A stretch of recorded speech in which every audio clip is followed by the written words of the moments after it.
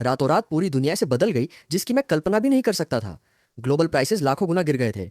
इस हद तक कि एक यूएन से आप माउंट फूजी खरीद सकते थे और 2 यूएन से अमेरिका की वॉल स्ट्रीट। लेकिन अजीब बात यह थी कि सिर्फ मेरे पैसे पर कोई असर नहीं हुआ था और मुझे इस पूरी तबाही की भनक तक नहीं लगी थी। तो मैं वहां अपनी माँ की सेट की हुई ब्लाइंड डेट पर ऐसे बैठा था जैसे सब नॉर्मल हो। सामने वो लड़की बैठी थी जिसने गंभीर होकर कहा, मैं सीधे बात करती हूँ। अगर तुम मुझसे शादी करना चाहते हो तो तुम्हें कम से कम 100 स्क्वायर मीटर का घर, एक जीप और 5 माह की ब्राइड प्राइस चाहिए। और मैंने कंफ्यूजन में पलकें झपकाई और पूछा, क्या 5 माह? उसने ऐसे सिर हिलाया जैसे ये पूरी तरह नॉर्मल हो। हाँ, 5 माह। और मैं रहा नहीं गया और बोला, रुको, तुम मेरे साथ मजाक कर रही हो क्या? उसने अपनी बाहें क्रॉस की और रूखे अंदाज में जवाब दिया, मैं साफ साफ कहती हूँ, गरीब आदमी। और मैंने जल्दी से सिर हिलाया जैसे मैंने गलत सुन लिया हो। नहीं मिस, मुझे लगता है मैंने सही नहीं सुना। क्या तुम सच में 5 माह की बात कर रही हो? लेकिन उसने मुझे पूरी मजबूती से देखा और बोली, तुमने सही सुना, ब्राइड प्राइस 5 माह है। अगर मुझसे शादी करनी है तो 1 सेंट भी कम नहीं। और मैं बस उसे घूरता रह गया, पूरी तरह से असमंजस में। जब उसने आगे कहा, मुझे पता है मैं जो मांग रही हूँ वो बहुत है, लेकिन मेरे माता पिता ने मुझे पालने में बहुत मेहनत की है। और मेरे दिमाग में पहले से एक तूफान चल रहा था। रुको, ब्राइड प्राइस सच में सिर्फ 5 माह है? क्या ये कोई छिपी हुई अरबपति हो सकती है? और इससे पहले कि मैं संभलता, मैंने बुदबुदा दिया, तुम कोई टाइकून तो नहीं हो ना? उसने तुरंत मुझे गुस्से से घूरा और बोली, क्या बकवास कर रहे हो? अगर तुम अफोर्ड नहीं कर सकते तो भूल जाओ। और फिर उसने अपना हाथ लापरवाही से हिलाया और बोली, चिंता मत करो, मैं तुम्हारा फायदा नहीं उठाऊंगी। मैं इस कॉफी के पैसे खुद दे दूंगी, चाहे तुम सिर्फ 1 युआन ही क्यों न निकालो। और फिर ठंडे लहजे में उसने बात खत्म की, चाहे तुम रोते हुए बड़ी ब्राइड प्राइस लेकर भी मेरे सामने गिड़गिड़ाओ, फिर भी मैं नहीं मानूंगी। और मैं बस अपना सिर हिलाते हुए खड़ा हो गया, घर जाकर अपनी स्ट्रीमिंग करियर जारी रखने की तैयारी में, जो मुझे 1 महीने का 10 लाख कमा कर दे रहा था। लेकिन ठीक उसी पल मेरा फोन अचानक वाइब्रेट करने लगा। मैंने उठाया और कहा, हेलो, कौन बोल रहा है? और दूसरी तरफ से एक आवाज आई, हेलो, क्या ये मिस्टर सेन है? मैंने हल्की सी त्योरियां चढ़ाई, हाँ, वो मैं ही हूँ। क्या बात है? और उस आदमी ने जल्दी से समझाया, आपने ऑनलाइन जो सुबुबिन 747 खरीदा था वो सिंगनजुन सिटी आ चुका है। चूंकि यह सामान बेहद कीमती है, हमें यह कंफर्म करना है कि इसे खुद लेने के लिए आपको कब सुविधा होगी। और मैं यकीन न होने पर हंस पड़ा, क्या बकवास कर रहे हो? मैं तो सिर्फ मजे के लिए एक मॉडल खरीदा था, उसे शहर के सेंट्रल स्टेशन पर छोड़ दो। लेकिन वो आदमी तुरंत घबरा गया और बोला, नहीं सर, हाँ हाँ, आप मजाक कर रहे हैं, ये बोइंग 747 है। अगर हमें 10 गुना हिम्मत भी होती तो भी हम इसे ऐसे ही छोड़ने की हिम्मत नहीं करते, आपको खुद आना होगा। और मुझे तो पूरा यकीन हो गया कि ये लोग पागल हैं। मैंने कहा, एक प्लास्टिक का मॉडल जो मैंने 3 में खरीदा था, उसे तुम्हारे प्रांत में असली हवाई जहाज जैसा ट्रीट किया जा रहा है। ठीक है, ठीक है, कहाँ है? मैं बाद में आता हूँ। और उसने जल्दी से जवाब दिया, हम सिंगेन इंटरनेशनल एयरपोर्ट पर प्लेटफॉर्म पर हैं, मैं आपको लोकेशन भेजता हूँ। तो पैसे बचाने की कोशिश में एयरपोर्ट जाते वक्त मैंने ऐसे ही 2 बसें रोकी और पूछा, सुनो, एयरपोर्ट जाने का कितना किराया है? और तुरंत ही हर ड्राइवर ने मुझे ऐसे देखा जैसे मेरा दिमाग पूरी तरह खराब हो गया हो। उनमें से एक ने त्योरियां चढ़ाकर कहा, कितना किराया बच्चे? क्या तुम अभी तक जागे नहीं हो? तुमने बहुत ज्यादा टीवी ड्रामा देख लिया है, अब तुम्हें रियलिटी और फिक्शन में फर्क भी नहीं पता। दूसरे ने मजाक उड़ाया, आजकल के जवान लोग, तुम्हारा घमंड पैरों की बदबू से भी बदतर है, मुंह खोलते ही यूएन की बात कर रहे हो। और किसी और ने मजाकिया अंदाज में कहा, बच्चे, लॉटरी जीतने के सपनों से चिपके मत रहो, टीवी पर दिखने वाली रातों रात अमीर बनने की कहानियां 5 भी फेक होती हैं। दूसरी आवाज गुंजी, बिल्कुल, बस पढ़ाई करो और कोई नौकरी ढूंढो जहां तुम 1 महीने में कुछ सेंट्स कमा सको। इतना भी हो गया तो ऐसे समझो तुम्हारे पूर्वजों की कब्रों से हरा धुआं निकल रहा है। और जैसे जैसे मैंने उन सब की बातें सुनी, मैं और ज्यादा कंफ्यूज होता गया। सोचने लगा, आज इन लोगों को क्या हो गया है? ब्राइड प्राइस सिर्फ 5 माह थी, मैं बस बस का किराया बचाने की कोशिश कर रहा हूँ और अब मुझे नीचा दिखाया जा रहा है। और मुझे थोड़ा गुस्सा आने ही वाला था, खासकर जब सूट पहने एक आदमी ने मुझे घिनौनी नजरों से देखा और कहा, देखो तो क्या पहन रखा है, सड़क किनारे के कपड़े, इतने बदसूरत। अगर हम तुम्हें कुछ येन में बेचे तो भी तुम्हारी कीमत कितनी होगी? और मैंने उसे घूरा, तुम अपने आप को कौन समझते हो? और वो तुरंत अकड़कर चिल्लाया, मैं सिंगेन सिटी का गार्जियन हूँ, अगर तुम्हारे पास बस के पैसे नहीं है तो जल्दी से उतर जाओ।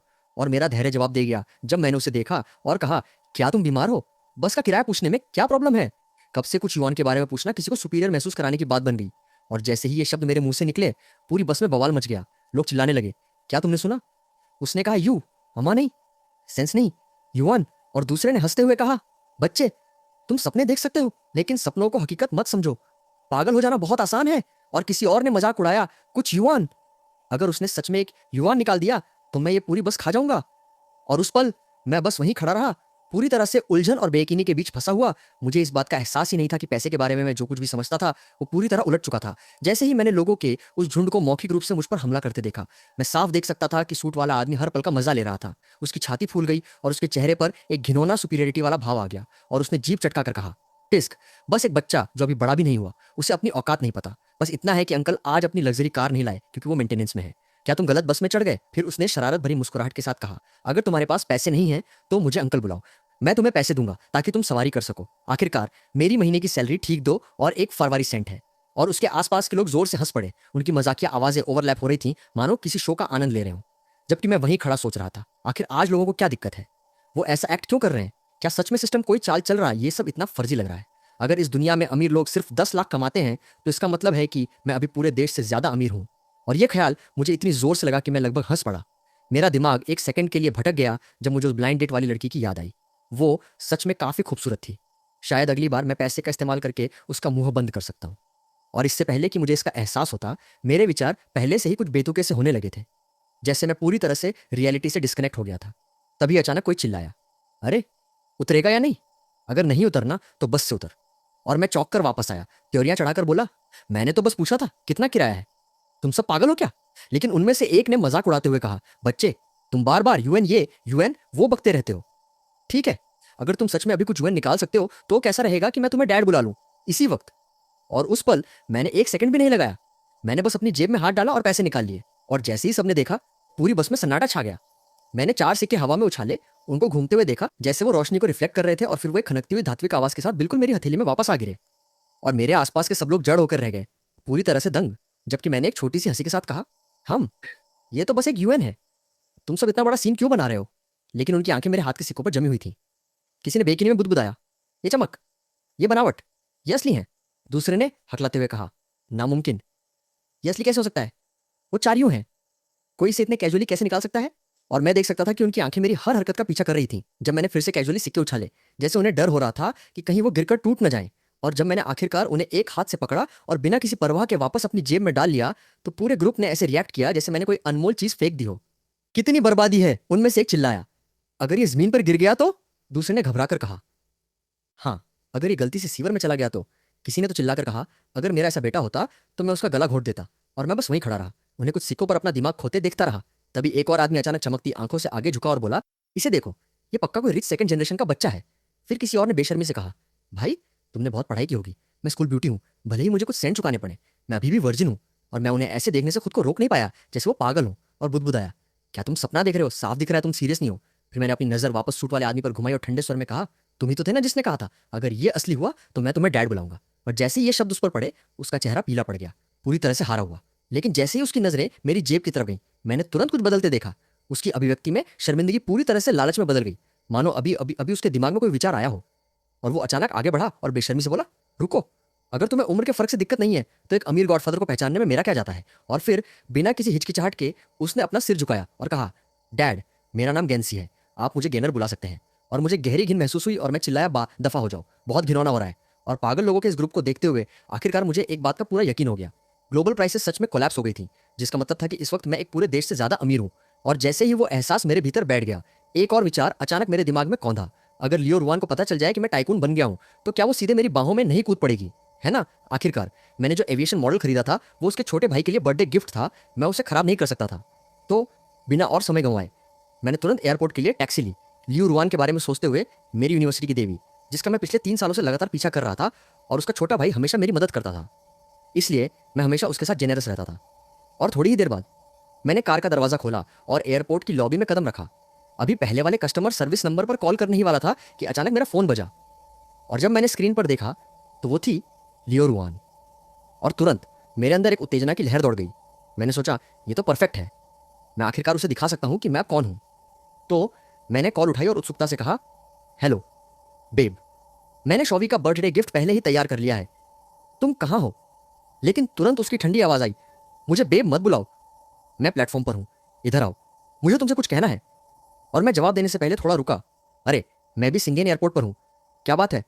और वो थोड़ी इंपेशेंट लग रही थी जब उसने कहा, तुम भी एयरपोर्ट पर हो तो किसी वेटर को ढूंढो और उन्हें हेलीपैड पर ले जाने के लिए कहो, बस कहना मैनेजर हैंग ने भेजा है। और मैंने त्योरियां चढ़ाई, कंफ्यूज, लेकिन फिर भी उसके निर्देशों का पालन किया।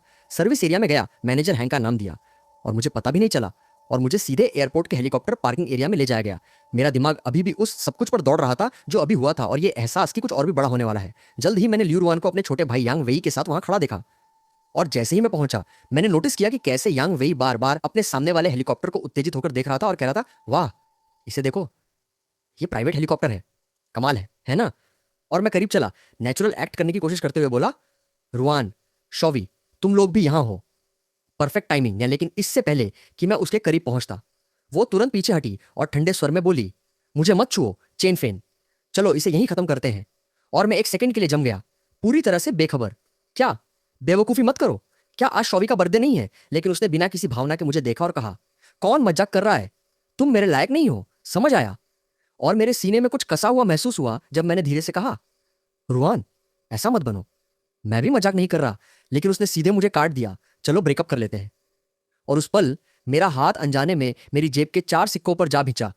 मेरे हाव भाव धीरे धीरे ठंडे होते गए और मैंने पूछा, तो मुझे एक वजह बताओ, क्या मैंने तुम्हारा अच्छे से ख्याल नहीं रखा?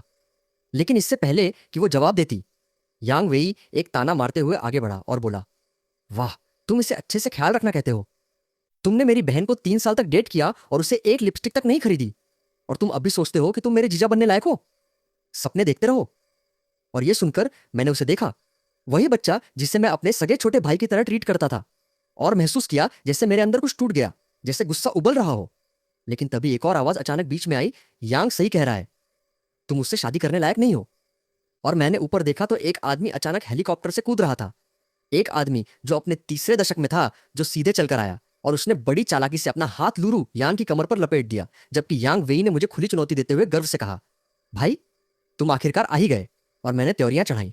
उस आदमी को घूरते हुए पूछा, तुम कौन हो? और वो अहंकार से मुस्कुराया, मैं इस एयरलाइन का मैनेजर हूं और साथ ही उसका करंट बॉयफ्रेंड भी।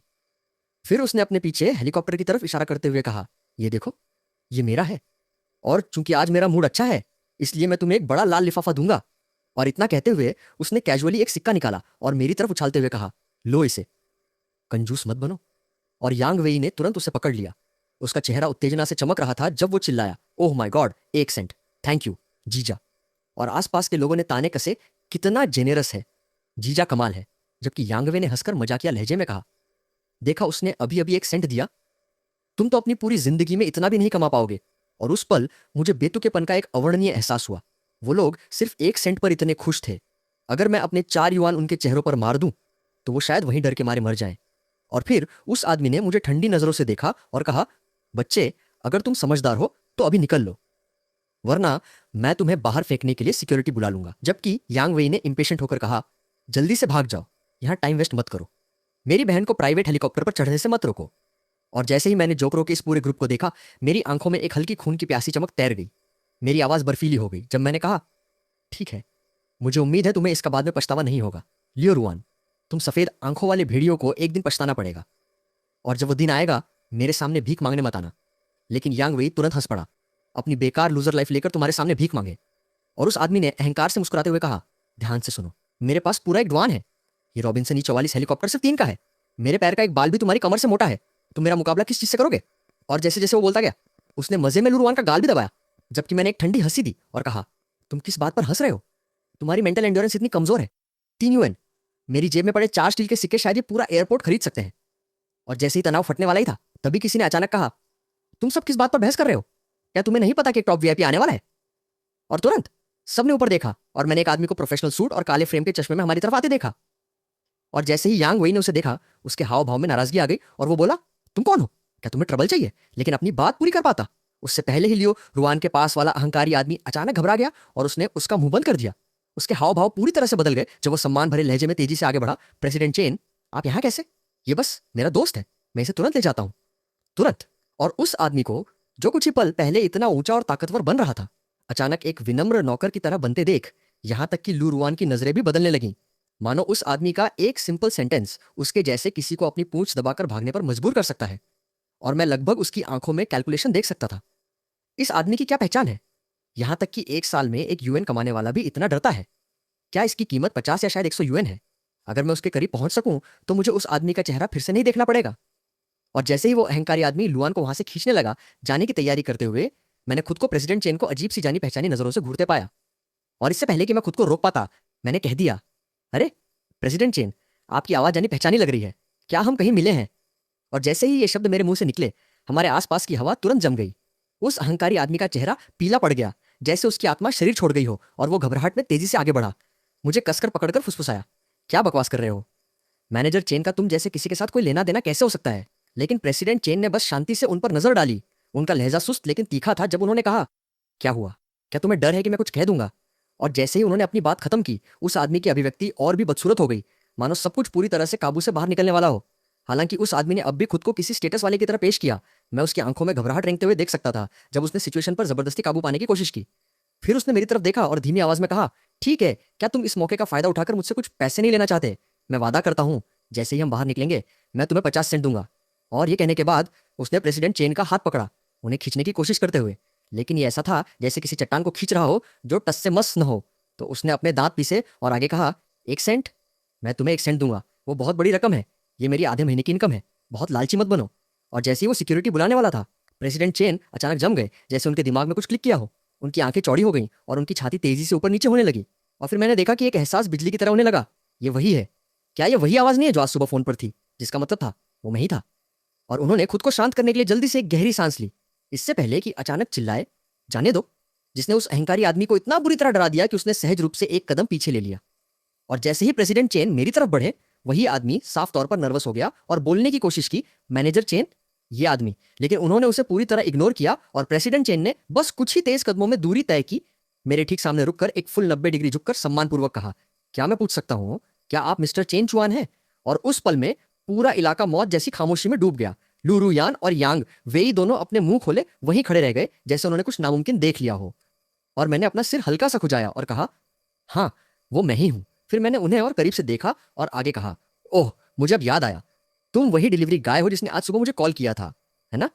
और जैसे ही वो शब्द बाहर निकले, उसके बगल वाला अहंकारी आदमी लगभग अपना दिमाग खो बैठा और चिल्लाया, क्या तुम मरना चाहते हो? ये इनॉन ग्रुप के young master general manager chain है। तुम किस डिलीवरी गाय की बात कर रहे हो? और किसी और ने बेकीनी में बुदबुदाया, यंग मास्टर खुद पैकेज डिलीवर कर रहे हैं। क्या सर्विस इंडस्ट्री में इतनी कंपटीशन हो गई है? जबकि लुरुआन ने इनकार में अपना सिर हिलाया और तेजी से कहा, आपको गलती लगी होगी, वो बस एक गरीब लूजर है। जब वो मेरे साथ था तो लिपस्टिक तक नहीं खरीद सकता था, वो आपका प्रतिष्ठित मेहमान कैसे हो सकता है? और यांग वेई ने इंपेशेंट होकर कहा, मैनेजर चेन, बस इसे बाहर फेंक दो, अपनी आंखें गंदी मत करने दो। लेकिन इससे पहले कि कोई हिलता, प्रेसिडेंट चेन अचानक चिल्लाए, उसे छूने की हिम्मत किसमें है? उनकी आवाज में इतना अधिकार था कि इसने तुरंत सबको वहीं जड़वत कर दिया। फिर उन्होंने दूर की तरफ इशारा करते हुए कहा, अपनी आंखें खोलो और ध्यान से देखो, वो बोइंग 747 जो अभी अभी लैंड हुई है, वो पूरी तरह से मिस्टर चेनवान ने खरीदी है। और जैसे ही सबने उनकी उंगली की दिशा में देखा, मैं उनके चेहरे पीले पड़ते देख सकता था जब वो सूरज की रोशनी में चमकते विशाल एयरक्राफ्ट को घूर रहे थे, जिसके सामने उसके बगल वाला हेलीकॉप्टर एक खिलौने से ज्यादा कुछ नहीं लग रहा था। और किसी ने हकलाकर कहा, एक बोइंग 747, वो तो 32 मिलियन कीमत की भगवान स्तरीय मशीन है।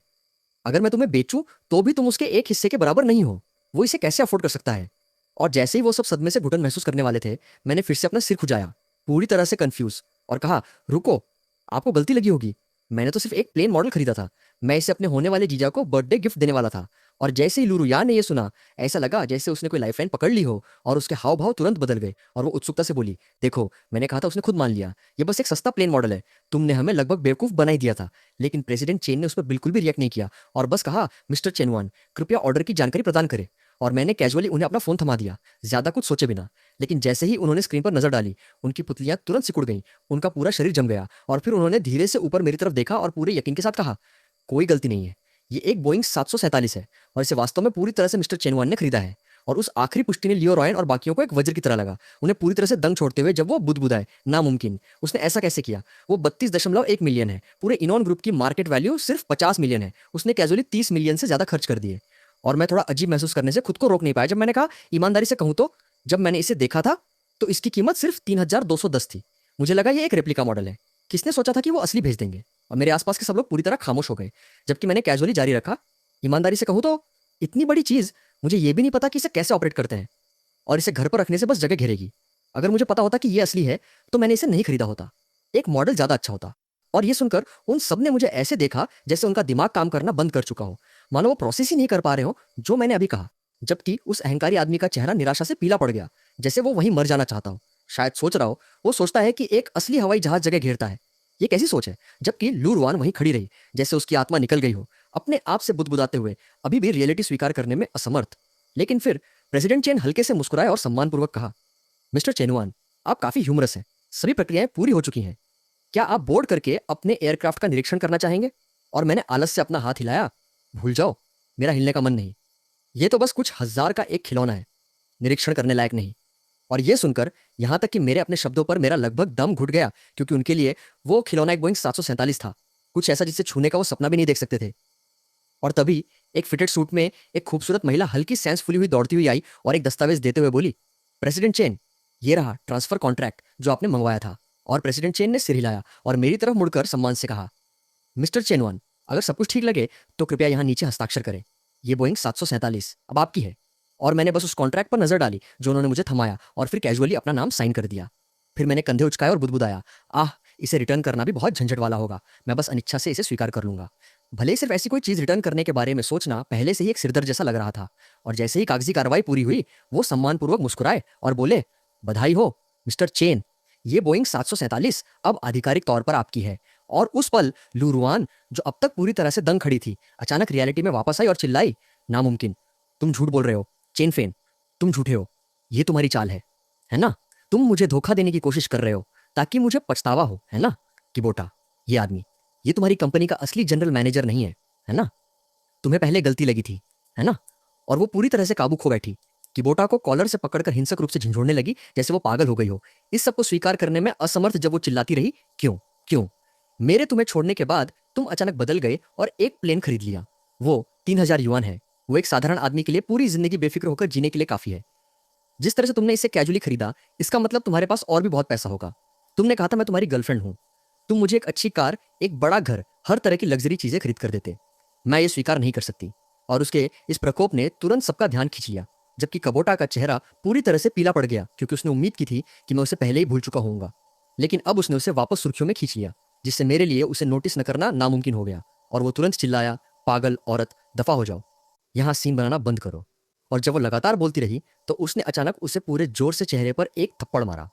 आवाज तेजी से गूंजी और तुरंत उसके गाल पर एक चमकदार लाल हाथ का निशान दिखाई दिया और वो जम गई, उसे बेयकीनी से घूरते हुए। तुमने तुमने सच में मुझे मारा? लेकिन उसने बिल्कुल भी परवाह नहीं की। उसे ठंडी नजरों से घूरते हुए कहा, चुप रहो, अगर तुमने एक और शब्द कहा तो तुम्हें पछताना पड़ेगा।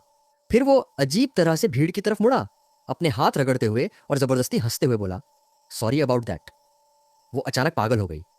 मुझे डर था कहीं वो किसी को चोट न पहुंचा दे। सिक्योरिटी, इन लोगों को यहां से बाहर निकालो। और ये सुनते ही यांगी तुरंत घबरा गया। उसके विचार तेजी से दौड़ने लगे जब वो अपने आप से बुदबुदाया, नहीं, ऐसा नहीं हो सकता। चेन फेन अब इतना अमीर है, उसने एक बोइंग 747 भी खरीद ली। अगर हम उससे बस पूछ लें तो न सिर्फ हम रुक सकते हैं, हम शायद कॉकपिट में भी जा सकते हैं। शायद अगर हम उसे खुश कर दें तो मैं ब्राइड प्राइस के तौर पर प्लेन भी मांग सकता हूँ। और उस हताश सोच के साथ उसने अचानक हिम्मत जुटाई और मेरे पास दौड़कर मेरा हाथ पकड़ लिया और मिन्नत करते हुए कहा, भाई चेन, वो मुझे और मेरी बहन को बाहर निकालना चाहते हैं, प्लीज हमारी मदद करो। और जैसे ही उसने मुझे झंझोड़ा, मेरा हाथ मेरी जेब से फिसल गया और ठीक उसी पल चारों सिक्के उसके साथ बाहर गिर गए, जमीन पर खनकते हुए। और तुरंत सब कुछ शांत हो गया। समय खुद मानो जम गया जब हर एक जोड़ी आंखें फर्श पर पड़े उन 4 चमकते सिक्कों पर जम गईं। उनकी सांसें लगभग रुक गईं, जैसे किसी ने फुसफुसाया, वो चमक, वो युआन के लिए असली सिक्के हैं। वो सच में उन्हें अपनी जेब में ले जा रहा था। और दूसरी आवाज कांप गई, अपने ऊपर इतनी दौलत लेकर चलना, यही तो सच्चे धन के देवता जैसा दिखता है। जबकि यांग वी ने सिक्कों को खून की लाल आंखों से घूरा। उसका लालच पूरी तरह से उजागर हो चुका था। लार लगभग टपकती हुई जब वो बुदबुदाया, पैसा, ये सच में पैसा है, वैसे एक युआन के सिक्के जो आप सिर्फ टीवी पर देखते हैं। फिर उसने अचानक ऊपर मेरी तरफ देखा और उत्सुकता से कहा, भाई, जब तक आप हमारी मदद करेंगे, मैं अपनी बहन को आपके साथ वापस आने के लिए कहूंगा। सच में? चलो जल्दी से उससे माफी मांगो।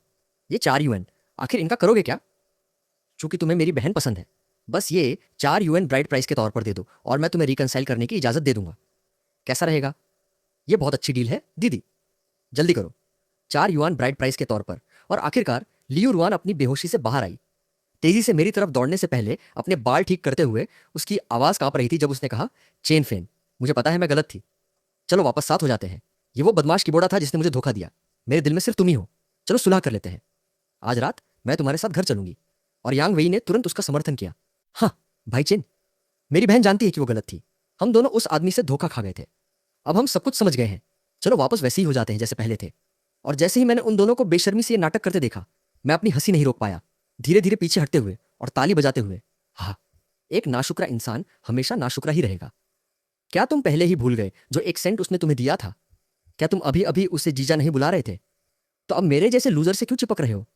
और जैसे ही मेरे शब्द उनको लगे, दोनों वहीं जम गए, पूरी तरह से बेजुबान। एक पल के लिए वो पूरी तरह से खो गए थे। समझ नहीं आ रहा था कि क्या करें। और तभी एयरपोर्ट के 2 सिक्योरिटी गार्ड पहले ही आ चुके थे, जिससे कबोटा का चेहरा उत्तेजना से चमक उठा और उसने तुरंत इशारा करके चिल्लाया, जल्दी उन दोनों को बाहर फेंको। मिस्टर चेन की आंखें गंदी मत होने दो। और ये सुनकर लू रुआन और यांगी दोनों ने सहज रूप से मेरी तरफ देखा। उनमें से किसी की भी अब और पंगा लेने की हिम्मत नहीं थी। जबकि किबोटा इंपेशेंट होकर चिल्लाया, तुम किसका इंतजार कर रहे हो, जल्दी करो और इन्हें बाहर फेंको। क्या तुम नहीं समझ सकते मैं क्या कह रहा हूं? और चारों गार्डों ने एक दूसरे की तरफ देखा और भाई बहन को घसीटने के लिए आगे बढ़े। लेकिन यांग वेई घबरा गया और संघर्ष करते हुए चिल्लाया, नहीं, मैं आखिरकार यहां पहुंचा हूं। मैं अभी तक हेलीकॉप्टर पर चढ़ा भी नहीं। मैंने अभी तक बोइंग 747 का कॉकपिट भी नहीं देखा। जैसे ही वो पीछे हटता रहा और अचानक मुड़कर हेलीकॉप्टर की तरफ भागा। लेकिन कोई रास्ता नहीं था कि वो प्रशिक्षित सिक्योरिटी का मुकाबला कर सके। और लुआन को जल्दी से जमीन पर धकेल दिया गया। फिर 2 गार्डों ने उठाकर ठीक मेरे सामने ला दिया, जबकि कबोटा अब भी वहीं खड़ा आत्मसंतुष्टि से इस सीन का आनंद ले रहा था। तभी अचानक मेरी आवाज गूंजी, रुको। और वो जम गया, अपना सिर अकड़कर मेरी तरफ घुमाया, सिर्फ ये देखने के लिए कि मैं उसे ठंडी नजरों से घूर रहा हूं और कह रहा हूं, यहाँ एक और कचरा है जिसे बाहर फेंका जाना चाहिए। और जैसे ही वो शब्द उस पर पड़े, उसके माथे पर तुरंत ठंडा पसीना आ गया जब उसने जबरदस्ती मुस्कुराते हुए हकलाकर कहा, मैनेजर चेन, कृपया ठीक से जज कीजिए। मैं यहाँ का मैनेजर हूँ, आपका क्या मतलब है? लेकिन मैंने एक हल्की सी हंसी दी और कहा, जहां तक मुझे पता है मैनेजर येन, आप पहले से शादीशुदा हैं, है ना? आप कंपनी की प्रतिष्ठा को नुकसान पहुंचा रहे हैं। अब से आपको नौकरी से निकाला जाता है। और उसका चेहरा तुरंत पीला पड़ गया जब उसने बेसब्री से समझाने की कोशिश की। हाँ, मैं शादीशुदा हूं, लेकिन मैनेजर चेन, मैं। लेकिन उसे तुरंत काट दिया गया। बस, हमारी एयरलाइन आप जैसे किसी को रखने का जोखिम नहीं उठा सकती। बाहर निकलो। और ये सुनते ही उसने पूरी तरह से काबू खो दिया। बिना किसी और चीज की परवाह किए अपने घुटनों पर गिर गया और भीख मांगने लगा। मैनेजर चेन, मुझे पता है मैं गलत था, प्लीज मुझे एक और मौका दीजिए। लेकिन जब उसने देखा कि मैंने बिल्कुल भी रिएक्ट नहीं किया, तो वो मेरी तरफ मुड़ा, उसकी आवाज कांपते हुए, मिस्टर चेन, मुझे सच में नहीं पता था कि वो आपकी गर्लफ्रेंड है। अगर मुझे पता होता तो 10,000 गुना हिम्मत होने पर भी मैं आपको नाराज करने की हिम्मत नहीं करता। लेकिन उसकी भीख मांगने से प्रेसिडेंट चेन की आंखों में इंपेशेंस और भी साफ बढ़ती गई और अपने हाथ के एक सिंपल से इशारे से उन्होंने आदेश दिया, इसे ले जाओ। और ऐसे ही कबोटा को चिल्लाते हुए घसीट लिया गया, जैसे किसी सुअर को काटा जा रहा हो। उसकी आवाज धीमी पड़ती गई और आखिरकार शांति लौट आई और मैंने एक शांत सांस छोड़ी। आखिरकार कुछ शांति। फिर नीचे झुककर धीरे धीरे जमीन से 4 सिक्के उठाए और प्रेसिडेंट चेन हल्के से मुस्कुराए बिना नहीं रह सके और बोले, मैंने सोचा था आप जैसे धन के देवता को इतनी छोटी रकम की परवाह नहीं होगी। और मैंने कैजुअली जवाब दिया, मच्छर चाहे कितना भी छोटा हो, उसमें भी मांस होता है।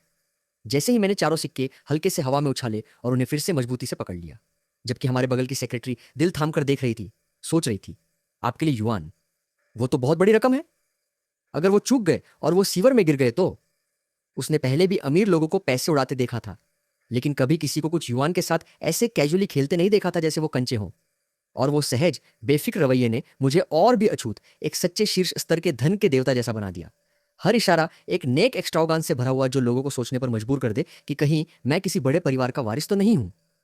फिर भी यहां तक कि मैंने भी अंदर से थोड़ी घबराहट महसूस की, हालांकि मैंने इसे जाहिर नहीं किया। और फिर मैंने किसी को बेकीनी से कहते सुना, सीरियसली, उसने बिना पलक झपके एक प्लेन पर 3,210 युआन खर्च कर दिए और अब 4 युआन पर मोलभाव कर रहा है। और उन शब्दों ने कैजुअल सूट वाली सेक्रेटरी को पूरी तरह से दंग कर दिया, क्योंकि वो पहले वहां नहीं थी और उसे पता नहीं था कि मैंने कैजुअली एक हवाई जहाज खरीदा था। उसने सोचा था कि सिक्के उछालना पहले से ही चरम एक्स्ट्रावागांस है, लेकिन इसकी तुलना में एक मॉडल खरीदना जो असली प्लेन बन गया, वो पूरी तरह से कुछ और ही था। और वो बस एक कड़वी मुस्कान के साथ अपना सिर हिला सकती थी, सोच रही थी कि क्या ये अल्ट्रा रिच लोगों का कोई विचित्र शौक है। जबकि प्रेसिडेंट चेन ने फिर मेरी तरफ देखा और कहा, ठीक है, मजाक करना बंद करो, आज के लिए शुक्रिया, आपने मेरा गुस्सा निकालने में मेरी मदद की। लेकिन लोग बिना वजह कुछ नहीं करते। यंग मास्टर चेन, आप जैसे विनम्र व्यक्ति ने जरूर कुछ मांगना होगा, है ना? बस बोलिए। और मैंने हल्के से हंसकर कहा, क्या ये इतना ऑब्वियस है? और उन्होंने सिर हिलाया, बहुत ऑब्वियस। तो मैंने कहा, ठीक है, पहले खाना खा लेते हैं, खाते वक्त बात करेंगे, गाड़ी में बैठो। और ऐसे ही सीन बदल गया और जल्द ही हम दोनों एक एलिगेंट कैफे में बैठे थे, जहां उन्होंने पीछे झुकते हुए कहा, ठीक है, अब बताओ, तुम उस बोइंग 747 का करना क्या चाहते हो? और मैंने कैजुअली कंधे उचकाए, और क्या कर सकता हूँ, बस उसे वहीं छोड़ दूंगा। मुझे इसे उड़ाना भी नहीं आता। इसे एक बड़े डिस्प्ले मॉडल की तरह ट्रीट करना भी कोई बुरा नहीं है। और उन्होंने मुझे ऐसे देखा जैसे उन्हें समझ ही नहीं आ रहा कि क्या जवाब दे। एक बड़ा डिस्प्ले मॉडल, एक 3,210 यूएन का हवाई जहाज सिर्फ डेकोरेशन के लिए। फिर अपना सिर हिलाते हुए कहा, मेरा मतलब है, चूंकि ये बस वहीं पड़ा रहेगा, क्यों ना इसे हमारी एयरलाइन को लीज पर दे दें, कीमत पर बातचीत की जा सकती है। और मैंने हल्की सी भौं उठाई, लीज पर? आपकी प्रतिष्ठित एयरलाइन के पास प्लेनों की कमी है। और उन्होंने बेबसी से आह भरी, कमी? बहुत ज्यादा। इस बात से धोखा मत खाइए कि हमारे पास 20 प्लेन हैं। वो सब सिर्फ दिखावे के लिए हैं। जब उन्होंने कहा कि उनके पास 20 प्लेन हैं, मैंने कैजुअली अपने दिमाग में कैलकुलेट किया और बुदबुदाया, आह 20। अगर एक यूनिट लगभग 6,000 का नुकसान करती है तो वो कुल 1,20,000 हुआ। और आप मुझे बता रहे हैं कि आप इतनी छोटी सी रकम भी नहीं जुटा सकते। और जैसे ही 1,20,000 छोटे यूएन शब्द मेरे मुंह से निकले, मैंने देखा कि ये चेन हैंग को ईंटों की तरह लगा और उन्होंने लगभग अपनी कॉफी उगल दी। मुझे ऐसे घूरा जैसे मैंने कुछ बेतुका कह दिया हो। फिर जवाब दिया, भाई क्या तुम्हें लगता है हर कोई पैसे को तुम्हारी तरह हल्के में लेता है? शीर्ष एयरलाइंस भी शायद ही कभी प्लेन सीधे खरीदती हैं। ज्यादातर बैंकों से लीज पर लेती हैं। प्लेन बस बहुत महंगे हैं। हम पूरे साल खून पसीना एक कर देते हैं और मुनाफा एक पंख खरीदने लायक भी नहीं होता। और मैंने हल्की सी त्योरियां चढ़ाई और कहा, तो आप कह रहे हैं कि आप एक एयरलाइन चलाते हैं लेकिन एक ऐसा प्लेन नहीं खरीद सकते जिसकी कीमत सिर्फ कुछ हजार यूएन है। फिर कंपनी चलाने का क्या फायदा? बेहतर होगा वापस जाकर खेती करो। और ये सुनकर उन्होंने नाटके ढंग से अपनी छाती पकड़ ली जैसे उन्हें दिल का दौरा पड़ने वाला हो, बुदबुदाते हुए, हे भगवान, क्या ये इंसानी भाषा भी है? कुछ हजार के प्लेन का खर्च न उठा पाने का मतलब है हमें खेती करनी चाहिए? क्या सच में लोगों के बीच इतना फासला है? और जैसे ही मैंने सुना, मेरे दिमाग में अचानक कुछ क्लिक किया। रुको, इसका मतलब है कि उनकी एयरलाइन एक साल में करोड़ों कमाती है, बिना रुके काम करती है, और फिर भी 3,210 यूएन का मुनाफा नहीं कमा सकती। फिर मुझे कुछ और भी पागलपन का एहसास हुआ। मेरा सिस्टम मुझे हर महीने इनकम देता है। मैं सचमुच उनकी पूरी कंपनी खरीद सकता हूँ और फिर भी मेरे पास पैसे बच जाएंगे। और मैं अंदर ही अंदर आह भरने से खुद को रोक नहीं पाया। ये तो बहुत ही बेतुका है। जबकि उन्होंने सावधानी से मेरी तरफ देखा और पूछा, तो मिस्टर चेन, क्या इसका मतलब आप सहमत हैं? और मैंने कैजुअली सिर हिलाया, बिल्कुल, ऐसे ही छोड़ने से तो बस जंग लगेगी। बेहतर है इसका इस्तेमाल करके कुछ फ्यूल के पैसे ही कमा लिए जाएं। चलो साइन करते हैं। और वो तुरंत चमक उठे, बढ़िया। जहां तक लीज की शर्तों की बात है, हम एक फाइनेंशियल लीजिंग मॉडल अपनाएंगे और रिटर्न रेट तिमाही कैलकुलेट होगी। लेकिन मैंने इंपेशेंट होकर अपना हाथ हिलाया और उन्हें काट दिया। ठीक है, ठीक है, ये सब बकवास बंद करो। बस मुझे सीधे बताओ, मेंटेनेंस और फ्यूल को छोड़कर ये प्लेन एक साल में कितना शुद्ध मुनाफा कमा सकता है? और उन्होंने जवाब देने से पहले एक पल सोचा, लगभग 301 साल। और मैंने पलकें झपकाई, कंफ्यूज, बेच दूं?